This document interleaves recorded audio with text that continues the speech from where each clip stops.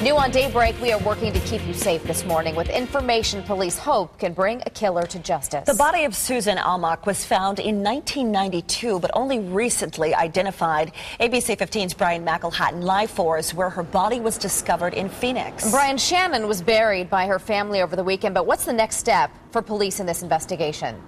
Well, to understand where this case is going, you have to understand how it began. Shannon's body was found just north of this canal, back in this wooded area by an ATV rider in 1992. But it wasn't until just a couple of weeks ago that we knew who it was. We finally identified the remains as Shannon. This is where police, this is where silent witness comes into play. Sergeant Darren Birch here, as always, one of the toughest cases you guys have had to deal with. Absolutely.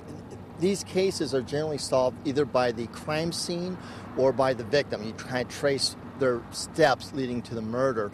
In this case, we haven't been able to solve it in almost 2 decades, and now we just now know who the victim is. So it's going to be very problematic to try to find those people that knew the hours, days, weeks leading to her death. So what's the next step in this case then? How do you get, obviously the crime scene, 20 years old, you can't get much evidence or details from there. Where do you go? Who do you turn to? Right now, the public. We need to find anyone that knew Shannon. Usually we say, if you know anything about the crime, please call. We want anyone who knows anything about Shannon to call us, because that's going to be the key, is tracing her steps through the people out there that knew her 20 years ago.